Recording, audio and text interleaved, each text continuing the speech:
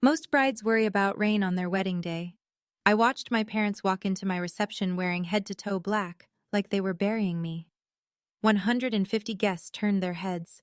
The whispering started before my mother even reached the microphone. She didn't wait for an invitation. She walked straight up to the stage, took the mic from our DJ's hand, and looked right at me. "We are mourning the daughter we lost." What she said next made my hands shake. But what my husband did after that, that's the part no one in that room will ever forget. Before I go on, please take a moment to like and subscribe, but only if you genuinely connect with this story. Drop your location and local time in the comments. I love knowing where you all are. I'm Wanda, I'm 29. And this is the story of how my own family tried to rob me at my wedding. Now let me take you back 18 months, to the day I wrote a check that changed everything. I grew up in Macon Hills, Tennessee, the kind of town where everyone knows your business before you do. Population 4,000, one traffic light, and a church parking lot that doubles as the town gossip exchange every Sunday morning. In the Mosley household, there were two daughters. Brielle was the sun. I was the background. My sister could walk into any room and every head would turn. Blonde hair, easy laugh, a voice that made strangers feel like old friends. Our parents, Janet and Bobby Mosley, built their entire social identity around her. Dance recitals, homecoming court, church talent shows. If Brielle breathed, they clapped. I was different, quiet, steady. I got straight A's, worked the register at the farm supply store from 16, cooked dinner when Mom was too busy driving Brielle to rehearsals. None of that made the refrigerator, and I mean that literally. Our fridge was covered in Brielle's photos. Competition ribbons, prom pictures, a magazine clipping from the local paper when she won Miss Macon Hills Teen. My stuff? One photo, bottom corner, half hidden behind the church calendar. I taped my honor roll certificate up there once, right at eye level. By morning it was gone. I found it folded in the junk drawer. I didn't say anything. That's the thing about growing up invisible. After a while, you stop expecting to be seen. Your sister has a gift for connecting with people, Wanda. You're more of a behind-the-scenes kind of girl. That's what my mother said at Christmas dinner. 12 relatives at the table. I was 17. Everyone nodded like she'd said something kind. I smiled, cleared the plates, and told myself it didn't matter. It mattered. Fast forward 11 years. I'm 27, living in a small apartment across town, working double shifts as a veterinary technician at the county animal clinic. I love animals. Animals don't play favorites. One Tuesday evening, my phone rang. Mom. Wanda, we need you to come home. It's urgent. The house was falling apart. Roof leaking in 3 places. Foundation cracked along the east wall. The plumbing, original pipes from 1979, had burst twice in 6 months. Dad's pension and Mom's part-time bookkeeping barely covered groceries. A full renovation was out of the question, unless someone stepped in. There was a family meeting. Mom sat at the head of the kitchen table, Dad beside her, hands folded. I sat across from them. Brielle wasn't there. She'd texted the group chat an hour before. Sorry, super busy. You guys figure it out. So I figured it out. $85,000. 10 years of double shifts, skipped vacations, and dollar store shampoo. I handed it over in a single cashier's check. New roof, new foundation work, new plumbing, fresh paint inside and out. I coordinated with the contractors myself, drove over every weekend to check progress, ate peanut butter sandwiches in my car between the clinic and the job site. When it was done, the house looked better than it had in 30 years. Mom hugged me on the front porch. Her eyes were wet. This house is yours, Wanda. When we're gone, it goes to you. You earned it. Dad nodded. You earned it, kiddo. No lawyer, no paperwork, no deed transfer. Just a promise between blood. That was the most expensive handshake of my life. I just didn't know it yet. 3 months after the renovation wrapped, a section of soffit on the back porch came loose. The previous crew had cut corners. Mom called me panicking, and I called around for a contractor who could fix it fast. That's how I met Cole Reston. He showed up in a dented white pickup, work boots, and a flannel with the sleeves rolled to his elbows, hands like sandpaper. Spoke maybe 40 words in the first hour. But when he did talk, every word landed exactly where it was supposed to. He fixed the soffit in an afternoon. I brought him iced tea and we sat on the tailgate of his truck, not saying much, watching the sun drop behind the tree line. It was the most comfortable silence I'd ever shared with another person. We started dating 2 weeks later. The first time Cole came to dinner at my parents' house, I could feel the temperature shift the moment he walked in. Mom looked at his calloused hands, his faded jeans, the truck parked in the driveway. "So, what exactly do you do?" she asked, pronouncing do like it had 3 syllables. Cole didn't flinch. "General contracting, residential mostly." That was all she said. Dad stared at his plate. Brielle happened to be visiting that week. She was sweet to Cole's face, all smiles and, "Oh, how fun." But later that night, through the thin walls of my old bedroom, I heard her on the phone with Mom. "He seems fine, but is that really the best Wanda can do?" I lay there in the dark, staring at the ceiling.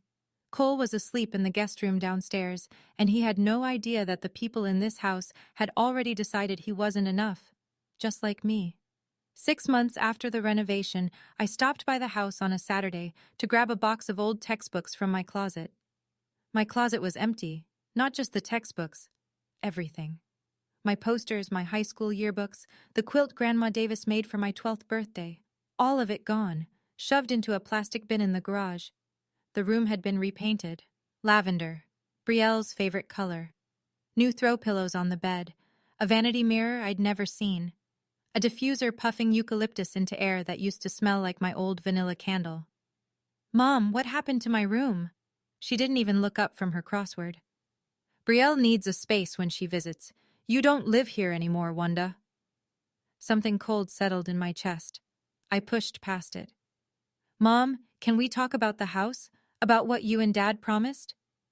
Dad was in the kitchen doorway. He heard me. I know he did because his hand froze on his coffee mug. Mom set her pen down. "We'll figure it out when the time comes. Don't be pushy." "Pushy? I put 85,000 and we're grateful.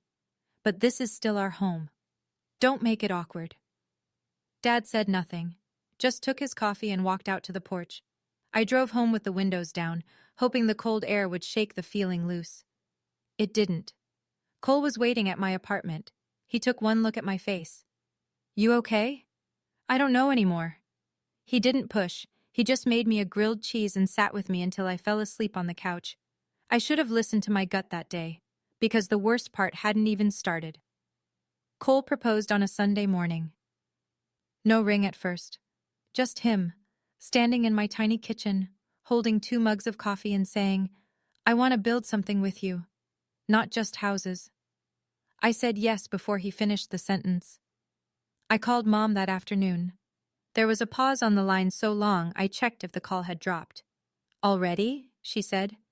Then, "Well, I suppose congratulations are in order." She didn't ask to see the ring. She didn't ask about the date. 1 week later, Brielle flew home, unannounced. She stayed 5 days, shopping trips with Mom, cooking with Dad, brunch at the cafe on Main Street. I saw the photos on Facebook. I wasn't invited. But the photos weren't the problem.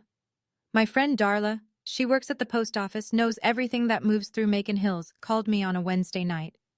"Hey, so, Brielle's been talking." "About what?" "About Cole. She told Patty Morrison and half the ladies at the salon that Cole pressured you into paying for the house, that he's got his eye on the property." I sat down on the edge of my bed. "That's not true." "I know, honey, but she said it like she was worried about you. Real convincing." I hung up and stared at the wall. My sister hadn't just insulted Cole behind closed doors anymore. She'd taken it public. In a town where a rumor at the salon hits every kitchen table by Sunday. And the worst part? She'd framed it as concern. "Between us, I think he's isolating her. She used to be so independent."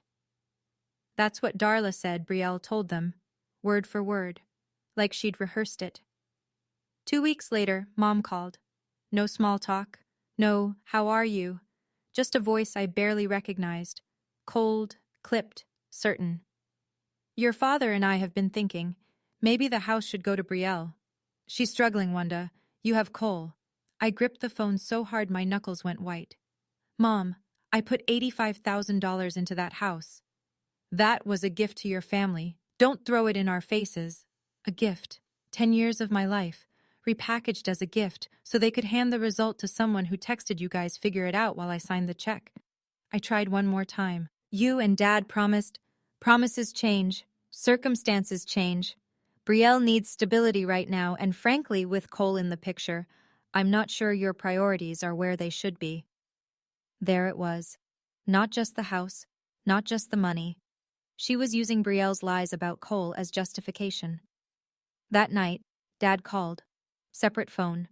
His voice was quiet, tired. Just let it go, kiddo.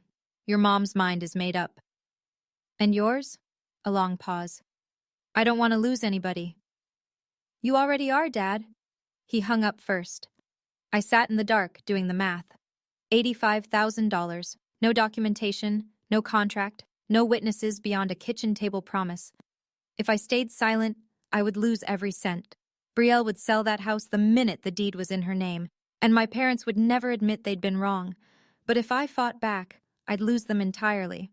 I chose silence, not because I was afraid, because I didn't yet know how far they were willing to go. Cole found me at the kitchen table at midnight, staring at a bank statement on my laptop screen. The $85,000 transfer, highlighted in yellow, dated 22 months ago. He pulled up a chair. Didn't say anything at first, just looked at the screen, then at me. Tell me everything. So I did. Mom's call, Dad's resignation, Brielle's rumor campaign, the room painted lavender, all of it. Cole listened without interrupting. When I finished, his jaw was tight, but his voice was steady. Do you have the receipts from the renovation, the bank transfers? I nodded. Every email, every invoice, the bank statements right here. What about the contractor? Would he remember? Greg Holloway. He'd remember. I called him every week for 4 months. Cole leaned back. He folded his arms, and I could see him thinking, not reacting, not fuming, just calculating, like he was reading blueprints for a building that hadn't been built yet. Good. Keep all of that. Screenshots. Save them somewhere safe, not just your email. And Wanda? Don't confront them. Not yet. What are you thinking? He looked at me, not angry, not pitying, just certain. I'm not going to let them take what's yours, but we do this smart. He squeezed my hand once, then stood up, rinsed his mug, and went to bed like it was any other Tuesday. But it wasn't any other Tuesday. Because starting that night, I noticed something. Cole began spending an extra hour on his laptop every evening after dinner. He didn't explain. I didn't ask. I trusted him. And that turned out to be the best decision I ever made. We set the wedding for June 14th. Small budget, no help from my parents. Cole and I would pay for everything ourselves. A barn venue outside town, a local caterer, wildflowers from the farmer's market. Nothing fancy. Just ours. Mom made her position clear early. I'm not paying for a wedding to a man I don't approve of. We didn't ask you to, I said. She hung up. I expected the cold shoulder. What I didn't expect was what showed up on Facebook the following Saturday. A photo. Mom and Brielle, side by side, at a bridal boutique in Nashville. Brielle holding a white gown against her body. Mom beaming. Caption. Mother-daughter day. Brielle wasn't engaged. She didn't even have a boyfriend. Not one Mom knew about anyway. My phone buzzed. Kenna, are you seeing this? I stared at the photo. 47 likes. Comments. So gorgeous. And can't wait for the big day, and lucky mama. Not one person asked whose wedding they were shopping for.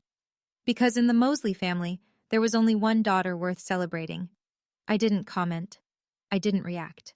I locked my phone, set it face down on the counter, and went back to addressing our wedding invitations by hand. That night, I couldn't sleep. I lay in bed replaying that photo, my mother's smile, the way she had her arm around Brielle like she was the bride, like I didn't exist. Cole rolled over. You're thinking too loud. Sorry. Don't be sorry. Just remember, people who need an audience to feel powerful always need a bigger one next time. I didn't fully understand what he meant. Not until the wedding. 3 weeks before the wedding, I drove to my parents' house to grab the last of my things from the garage. An old lamp, some winter clothes, a box of Christmas ornaments Grandma Davis left me. Brielle's car was in the driveway. I almost turned around. But my stuff was my stuff, and I was done rearranging my life around her schedule. The garage side door was unlocked. I stepped in, found my box, and started loading it into my trunk. That's when I heard her voice. Drifting through the open window above the garage, clear as a bell, Brielle was on FaceTime upstairs, laughing. Once I get that house, I'm listing it. Travis and I checked the comps. Easy 450. I froze, my hand on the box, my heart in my throat. A man's voice, tinny through the speaker. Your parents still don't know about me? Not yet. I'll introduce you after the house thing is done. One bomb at a time, babe. He laughed. She laughed louder. Then she said it. The sentence that rearranged every memory I had of the last 2 years. I told them Cole was only with Wanda for the property. They ate it up. Honestly, it was too easy. A pause. Then, Wanda's an idiot for pouring 85 grand into a house she'll never own.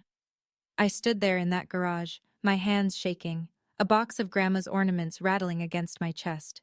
I could hear my own pulse in my ears.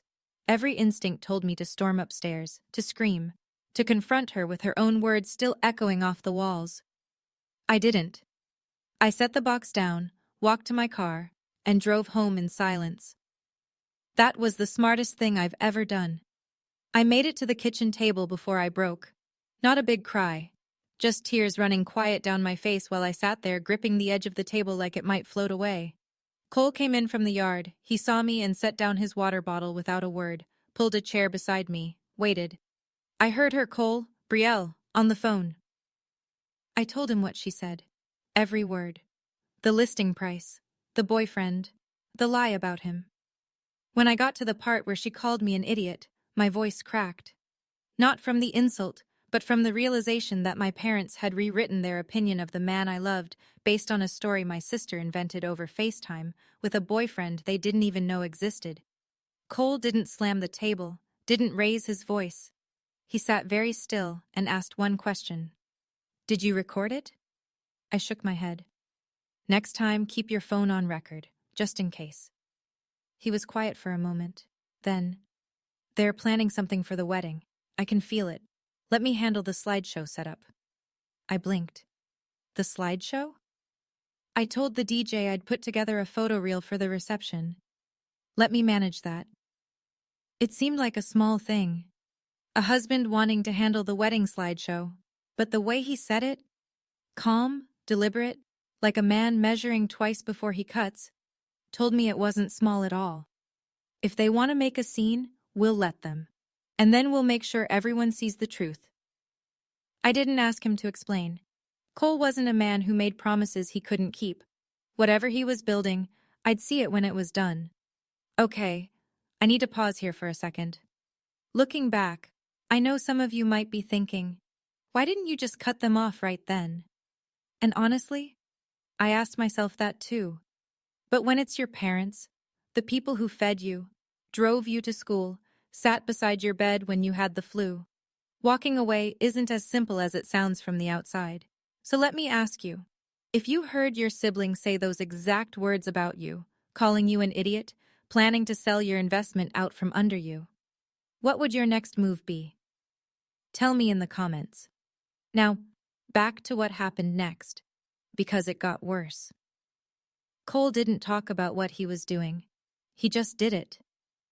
Over the next 2 weeks, I'd catch glimpses. His laptop open on the kitchen counter at 6 a.m, a manila folder on his desk that wasn't there before, a phone call taken outside on the porch, voice too low for me to hear. One night, I came out of the shower and found him at the table with printed bank statements, mine, spread out in neat rows, highlighted, annotated. Those are my transfers to Greg Holloway, I said. Every one of them. 8 payments over 4 months, totaling $85,247. He didn't look up. I also pulled the email chain between you and Greg. Every invoice, every work order. Cole, what are you? I talked to a real estate attorney today. Name's Mitchell Farrow, out of Cookville. I sat down. A lawyer? Just a conversation. He said if you contributed a significant amount to the property, documented, traceable, and they try to deny you any interest, You have a strong case. Unjust enrichment. Tennessee recognizes it. He said it the way he'd say, the roof needs flashing. Factual, no drama. I'm not trying to take their house, Cole. I know, neither am I. He looked at me then.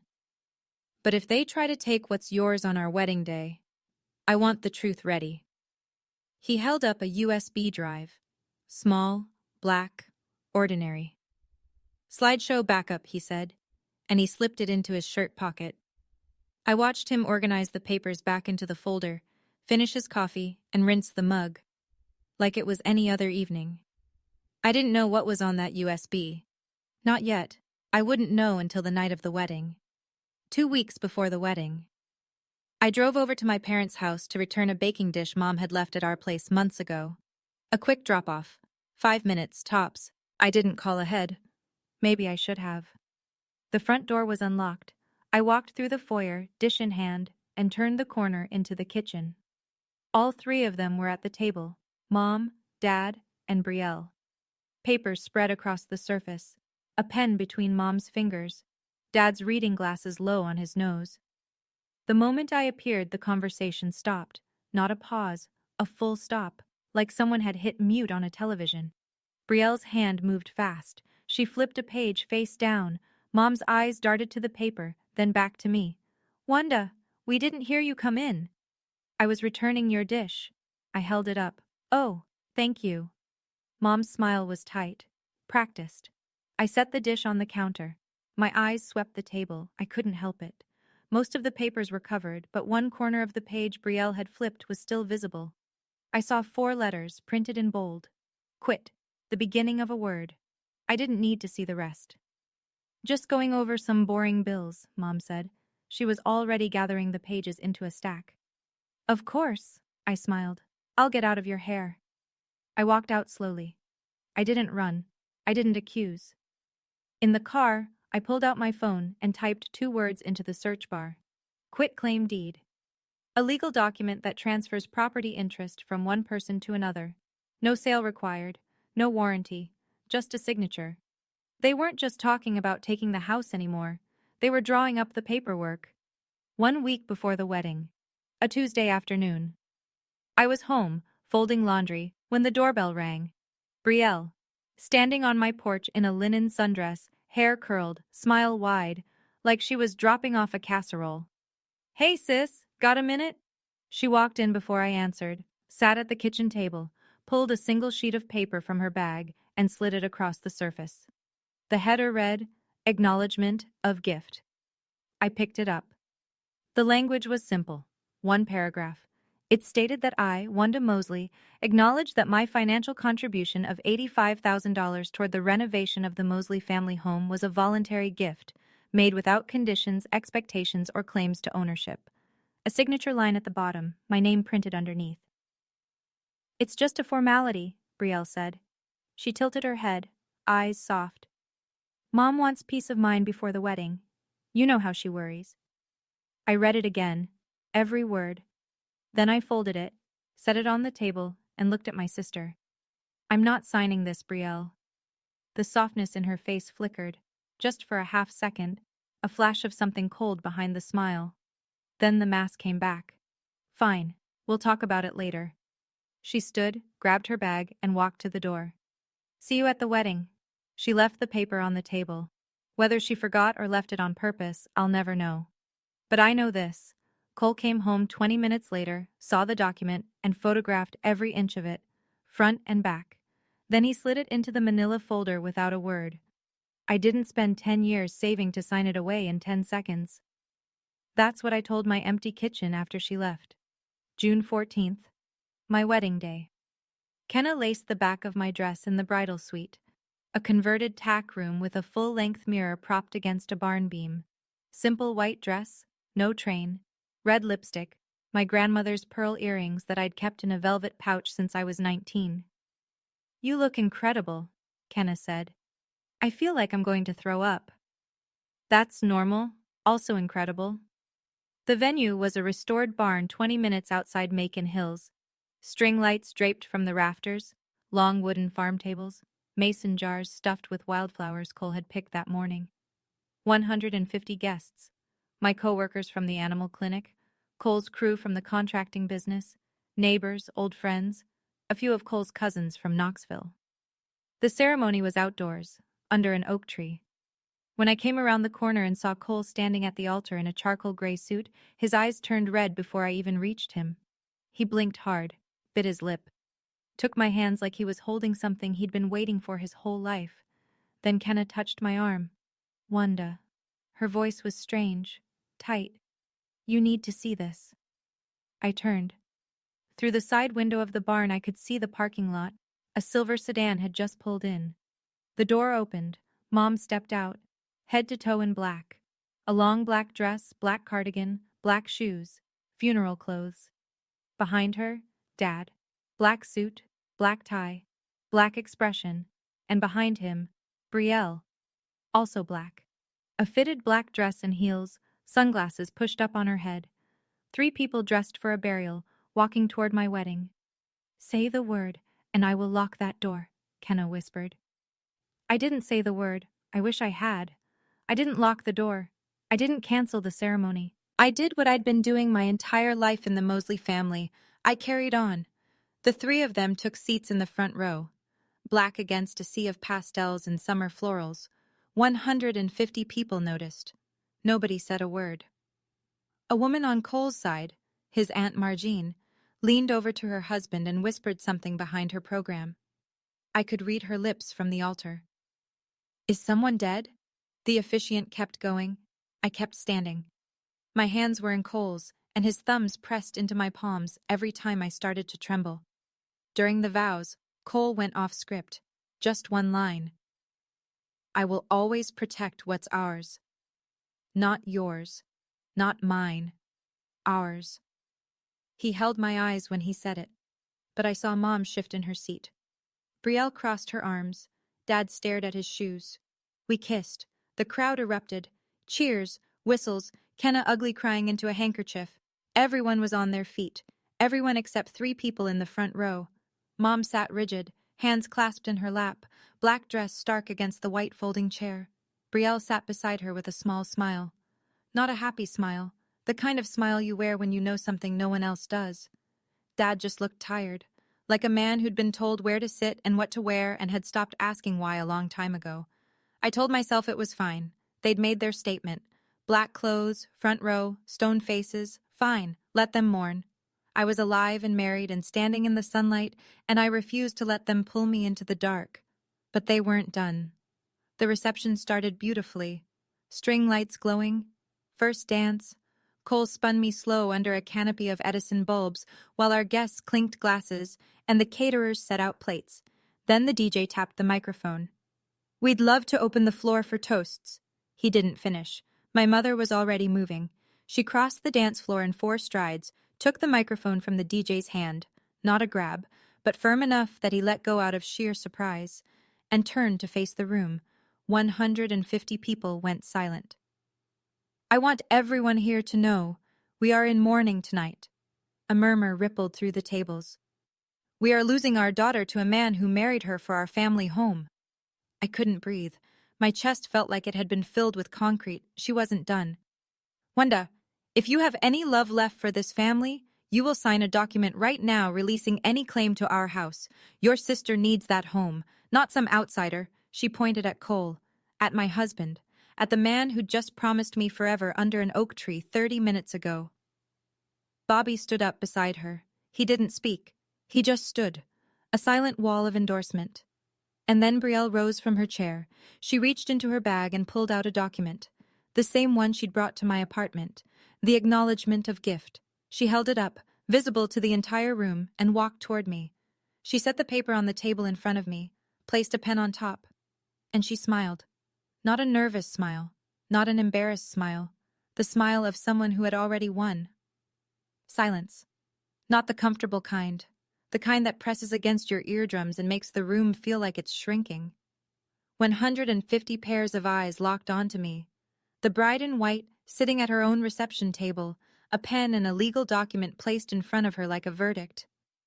Brielle leaned down, close enough that I could smell her perfume. Just sign it. It was never yours anyway.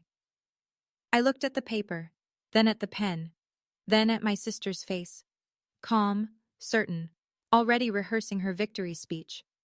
Then I looked at my parents, Mom clutching the microphone like a gavel, Dad standing beside her with empty eyes. Two people I had fed, cleaned for, poured every dollar I'd ever saved into, and they couldn't even look at me without resentment. My hands were flat on the table. I didn't pick up the pen. I didn't cry. Kenna was on her feet. I could see her from the corner of my eye, jaw tight, fists clenched, ready to charge. She was about to say something she'd regret on my behalf, and I loved her for it. But then a hand landed gently on Kenna's shoulder. Cole. He stood up from beside me, slow, deliberate. He buttoned his suit jacket, one button, the way he always does, and gave me a look. Steady eyes, a small nod, the kind that said, I got this. Then he walked away from the table, past the dance floor, past the bar, toward the DJ booth, where his laptop sat connected to the projector screen. He picked up the remote. 150 people watched my husband point a small black remote at a glowing white screen. Nobody, not even I, knew what was about to appear. All right, I have to be honest with you for a second. This is the part of the story I've replayed in my head 1,000 times. When Brielle put that pen in front of me, I almost picked it up. Not because she was right, but because part of me just wanted the humiliation to stop. 150 people watching the worst moment of your life. That weight is something I can't fully describe. So tell me, if you were sitting in that chair, in your wedding dress, with every person you know staring at you, would you have signed, or would you have waited? Drop your answer in the comments. What comes next is the reason I'm glad I didn't touch that pen. Cole didn't rush. He set the remote on the DJ table, leaned toward the laptop, and clicked twice. The projector screen, which had been cycling through wedding photos all evening, went dark for 1 second. Then it lit up again. The first image wasn't a photo of us. It was a bank statement. My bank statement. A highlighted wire transfer of $85,000, dated 22 months prior, routed directly to Holloway Construction, LLC. The memo line read, Mosley Family Home, full renovation. The murmuring started immediately. Heads turned, phones came up. Cole didn't speak. He just pressed the remote. Next slide. A printed email chain between me and Greg Holloway. 4 months of invoices, material lists, progress photos. The final line, total project cost, $85,247. Paid in full by Wanda Mosley. I watched my mother's hand slowly lower the microphone. Brielle's smile dimmed like a bulb on a dying circuit. Cole pressed again. Before and after photos of the house, side by side. The crumbling porch next to the rebuilt porch, the cracked foundation next to the sealed foundation, the rusted pipes next to gleaming copper, each set labeled, funded by Wanda Mosley. The room wasn't whispering anymore. People were leaning forward, reading every word on that screen like it was a courtroom exhibit. Aunt Margene, Cole's aunt, put her hand over her mouth.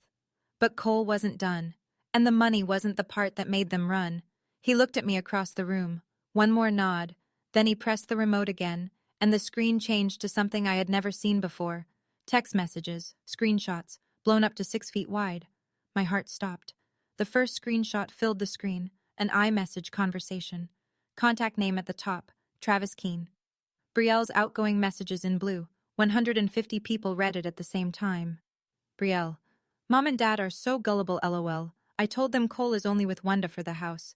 They bought it immediately. The sound that moved through the room wasn't a gasp. It was lower. A collective exhale, like the air had been punched out of every chest at once. Cole pressed the remote. Brielle. Once I get that house, I'm listing it. Travis and I checked. Easy $450,000. Chairs creaked. Someone at the back table stood up for a better look. Another click. Brielle. Wanda's an idiot for paying $85,000 into a house she'll never own. Dead silence. Then a woman at table 9, I think it was Paula from the clinic, said, "Oh my God," loud enough for the whole barn to hear. Cole pressed one final time. The last slide. a photograph of the acknowledgement of gift document. The one Brielle had brought to my apartment. The one she'd just placed in front of me, minutes ago, with a pen and a smile. The text was clear enough for every guest to read. It asked me to declare my $85,000 a voluntary gift with no claim to ownership. Cole turned away from the screen and looked at my family. His voice was calm, not loud, not angry, just clear. That's who told you your daughter's fiancé was a gold digger, your other daughter. Mom turned to Brielle. Brielle opened her mouth. Nothing came out. The pen was still on the table in front of me. I hadn't touched it. The room cracked open. Aunt Marjean's voice carried from table 4. Lord have mercy. Then the noise came. Not shouting, just the low roar of 150 people processing the same betrayal at the same time. Whispers became sentences. Sentences became open conversation. Heads shook, eyes widened, phones lit up under tables. Brielle moved first. She snatched her bag from the chair, clutched it to her chest like a shield, and turned for the exit. Her heels cracked against the barn floor, fast, uneven, almost tripping on the threshold. Mom stood frozen at the microphone. The mic hung at her side, still on, picking up her breathing, quick and shallow, broadcast to every speaker in the room.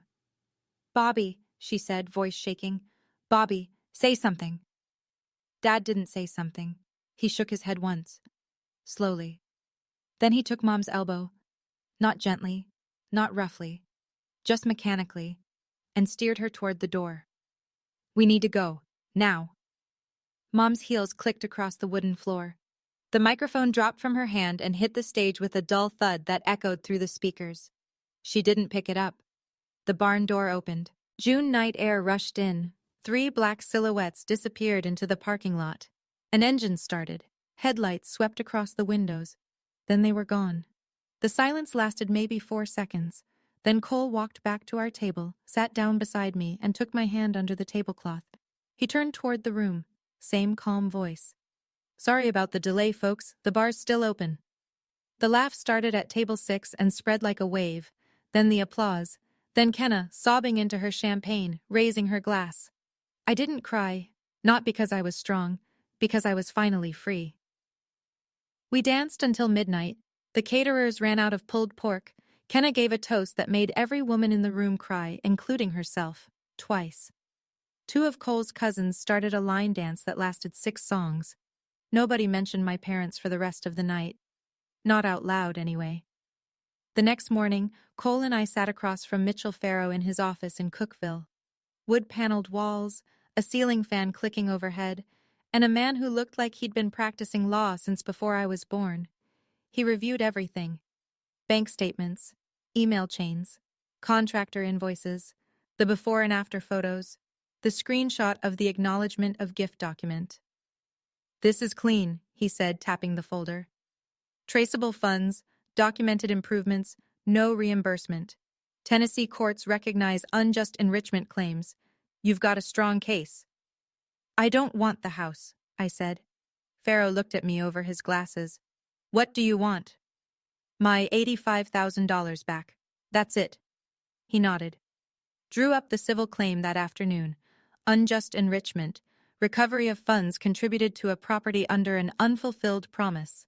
He attached every receipt, every transfer record, every photograph. The notice was sent to Janet and Robert Mosley by certified mail 3 days later. Included was a note from Farrow. Please be advised that the submitted acknowledgement of gift document, which your family attempted to have Miss Mosley sign, demonstrates awareness that the contribution was not, in fact, a gift. I didn't want their house. I didn't want revenge. I wanted exactly what I'd put in, not $1 more, not $1 less. I didn't want their house, I told Cole on the drive home. I wanted my money and my dignity, both.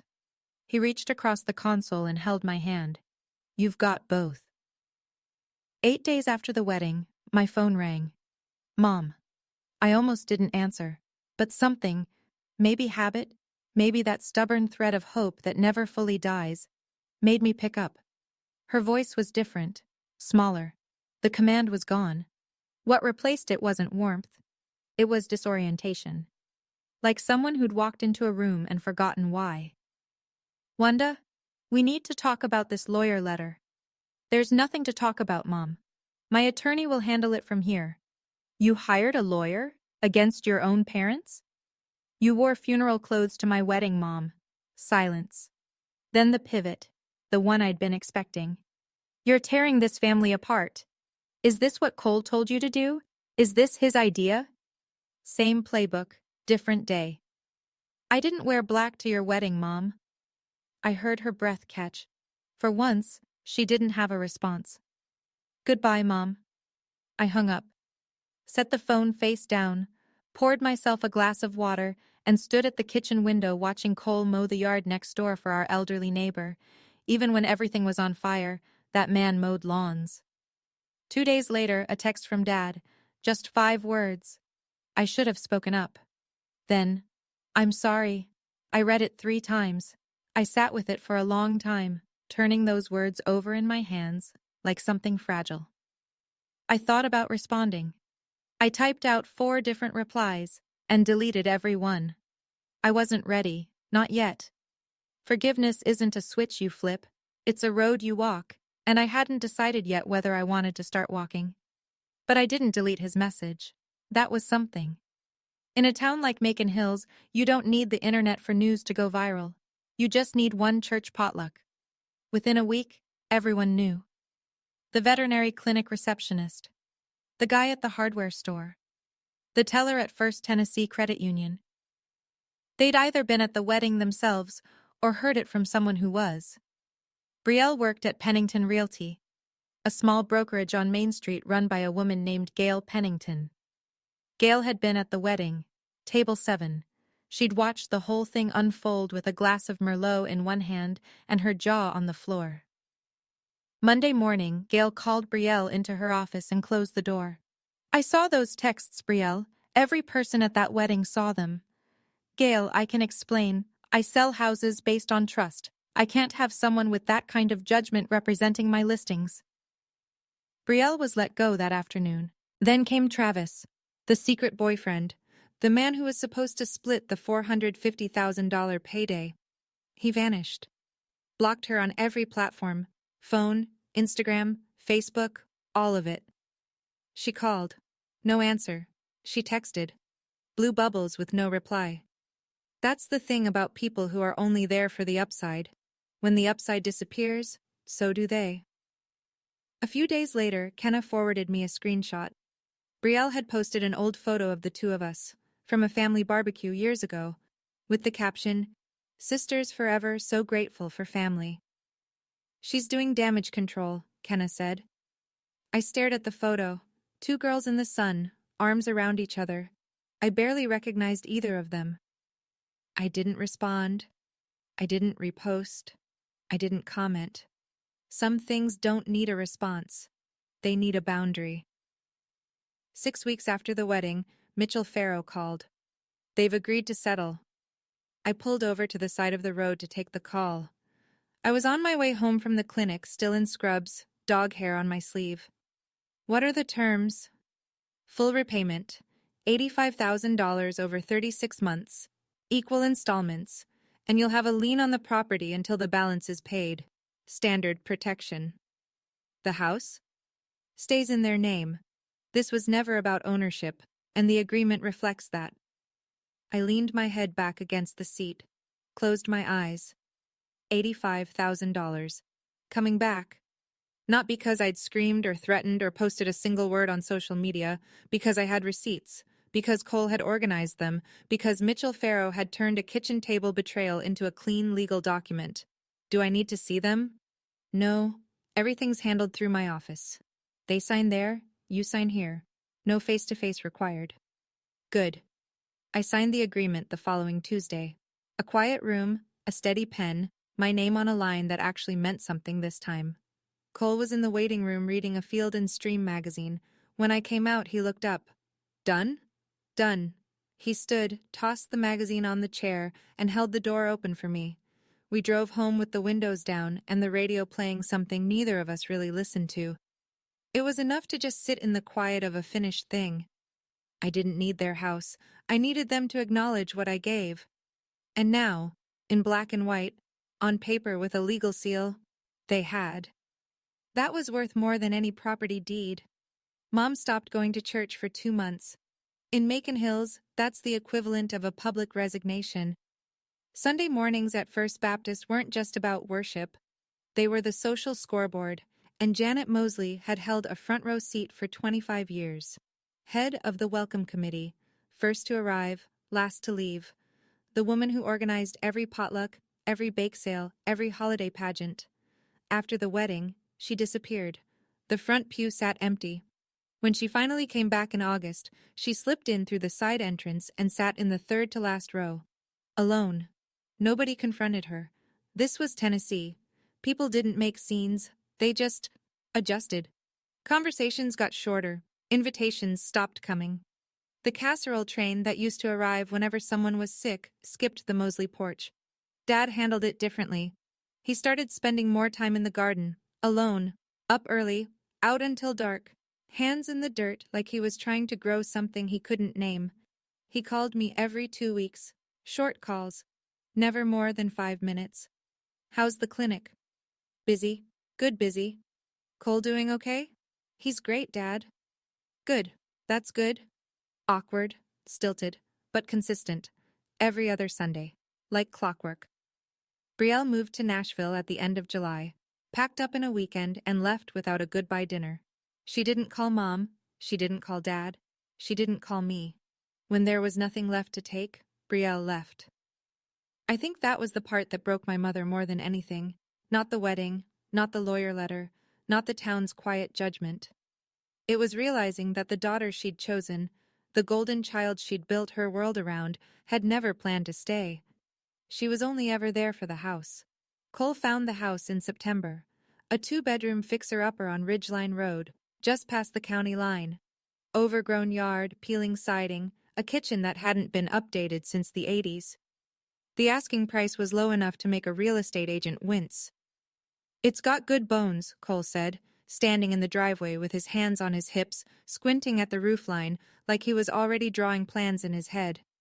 "It's got a raccoon in the attic. I'll negotiate with the raccoon." We bought it. Cash from the first few settlement payments, plus what we'd been saving. Our names on the deed, both of them, in ink. Cole did the renovation himself. Evenings and weekends, one room at a time. New floors, new countertops. Repaired the porch. I planted a vegetable garden along the south fence. Tomatoes, peppers, herbs. Something alive and growing that was purely ours. Kenna came over most Saturdays. She'd bring wine and gossip and sit on the porch while Cole cut trim in the garage and I planted basil. It was simple, ordinary, perfect. In October, a birthday card arrived in the mailbox. No return address, but I recognized the handwriting. Dad's. I opened it at the kitchen table. A drugstore card with a cartoon cake on the front. Inside, in careful ballpoint, "Happy birthday, kiddo.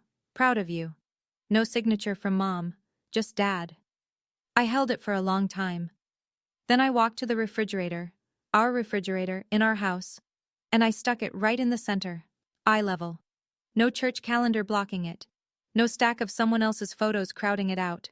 For the first time in 29 years, my name was the first thing I saw on a refrigerator. I don't hate my parents. I know that might surprise some of you after everything I just told you. But hate takes energy I'd rather spend on something that grows. What I do hate is the version of myself who sat at that kitchen table at 27 and handed over a cashier's check without asking for a single piece of paper in return. The girl who thought love and trust were the same thing. They're not. Love is a feeling. Trust is a contract. And every contract needs terms. My mother exploited a promise she never intended to keep. My sister invented a lie so convincing it turned my parents against the best man I've ever known.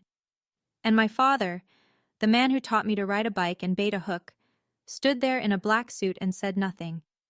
But here's what I've learned, and I'm sharing it because I wish someone had said it to me 10 years ago. Loving someone doesn't mean handing them a blank check, literally or emotionally.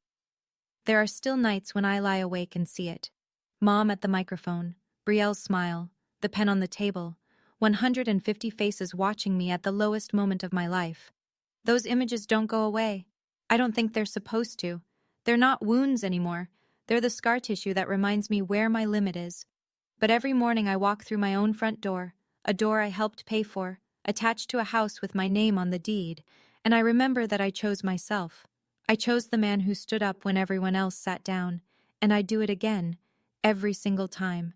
Thanksgiving, 6 months after the wedding, Cole and I hosted. Our house, our kitchen, our table. A second-hand oak table he'd refinished with 3 coats of polyurethane and sanded until it was smooth enough to write on. Kenna came. A few friends from the clinic. 2 of Cole's cousins from Knoxville.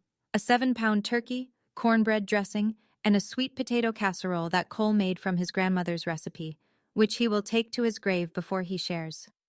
We'd just sat down when my phone buzzed. I almost ignored it. Then I saw the name. Dad. I stepped into the hallway. "Hey, kiddo." "Hey, Dad." A pause. The kind that lasts long enough to hear someone swallow. "Your mom isn't ready yet, but Can I come by? Just for an hour?" I looked through the doorway at Cole. He must have read my face because he raised his eyebrows. A question. I held up the phone and mouthed Dad. Cole nodded once. "Bring pie, Bobby," Cole called, loud enough for the phone to pick it up. Dad arrived 40 minutes later with a store-bought pecan pie and shoes that were too clean for a man who spent every morning in the garden. He stood on the porch like he wasn't sure he had the right house. He ate turkey. He complimented the dressing. He asked Cole about the porch railing and listened, actually listened, to the answer. Before he left, he hugged me, both arms, tight. The kind of hug that says everything a man like Bobby Mosley doesn't know how to put into words. I didn't say I forgive you. Not yet. That word is too big to rush. But I opened the door. And for now, that's enough. If you're watching this and you're in a family where your love is measured by how much you're willing to give up, I want you to know something. You're allowed to stop. You're allowed to love someone and still say no. You're allowed to care about your parents and still protect yourself. You're allowed to walk away from a table where you're only welcome when you're serving. Setting a boundary isn't betrayal. It isn't selfishness. It isn't being ungrateful. You know what is? Sitting in silence while the people who are supposed to protect you are the ones doing the damage. That's the real betrayal. And it's the one you're committing against yourself. My mother hasn't called me since that day in the lawyer's office. Maybe she will. Maybe she won't. That's her road to walk, and I can't carry her down it. My father calls every other Sunday, 5 minutes, awkward, consistent. He's trying. I see it. My sister is somewhere in Nashville. I don't know what she's doing. I don't check. The thread between us was cut cleanly, and I've stopped looking for the other end. Cole taught me something that I carry everywhere now. He said it the night before the wedding, while we were packing the car with table centerpieces and a cooler full of sweet tea. You don't need to shout to be heard. You just need to stand still and let the truth do the talking. I'm Wanda. I'm 29, and this is my house. Nobody else's name on it. Boundaries aren't walls. They're doors. You just get to choose who walks through. And for the first time in my life, I'm the one holding the key. That's my story. If it reminded you of something you've been through, or something you're still going through right now, please leave a comment.